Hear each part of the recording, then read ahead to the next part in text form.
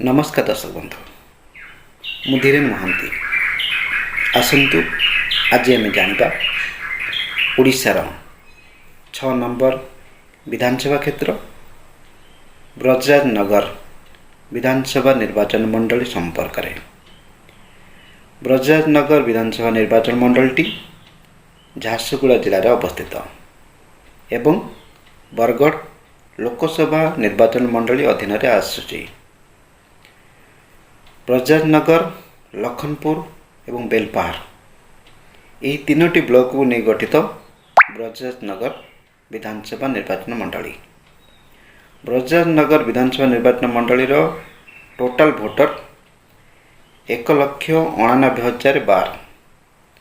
वर्तमान ब्रजराजनगर विधानसभा निर्वाचन मंडली विधायक अछंती श्री सुरेश पुजारी।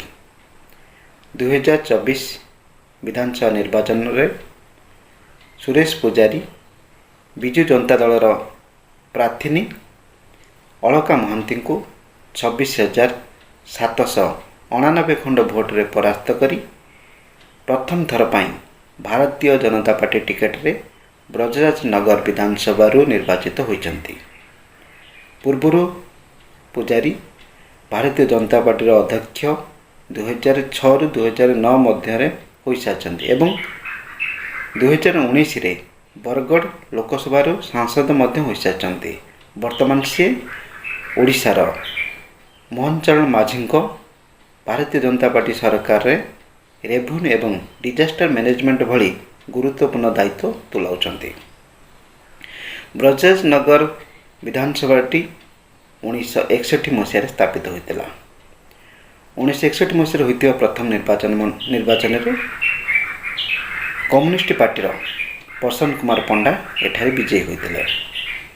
1967 मसीह प्रसन्न कुमार पंडा द्वितीय थर पर सीपीआई टिकेट रू एठारे विजयी होते।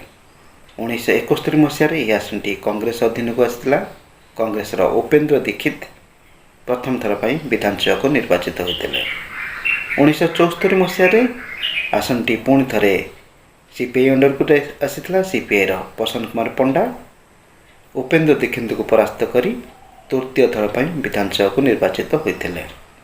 1977 मसीह उपेन्द्र दीक्षित प्रसन्न कुमार पंडा को परास्त करी कांग्रेस टिकेट रे द्वितीय थर पर विधानसभा को निर्वाचित होते।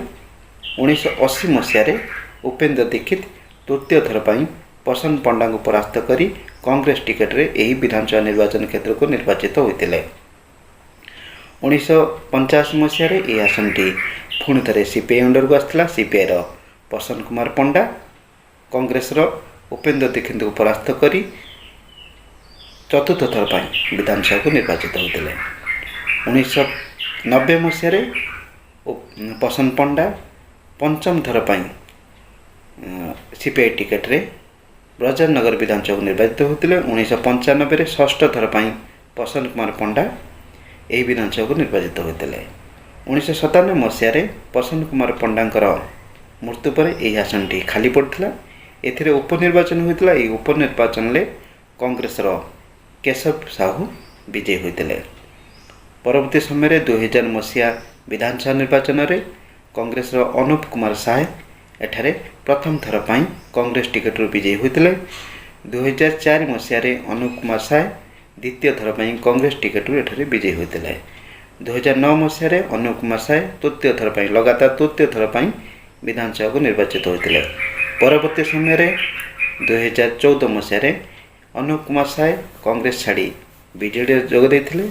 बीजेडी टिकेट देता किंतु यही आसन में विजयी होते भारतीय जनता पार्टी राधाराणी पंडा। 2019 मसीह एठा जो निर्वाचन होता है निर्वाचन में राधाराणी पंडा को परास्त करी विजु जनता दल किशोर कुमार महांती विजयी होते। 2022 रे किशोर कुमार महांती परलोक पर यह आसनटी पुणी थे खाली पड़ता एवं एथिरे जो उपनिर्वाचन होता यही उपनिर्वाचन में किशोर महांती पत्नी अलका महांती विजयी होते एवं 2024 निर्वाचन में अलका महांती को परास्त करी भारतीय जनता पार्टी सुरेश पुजारी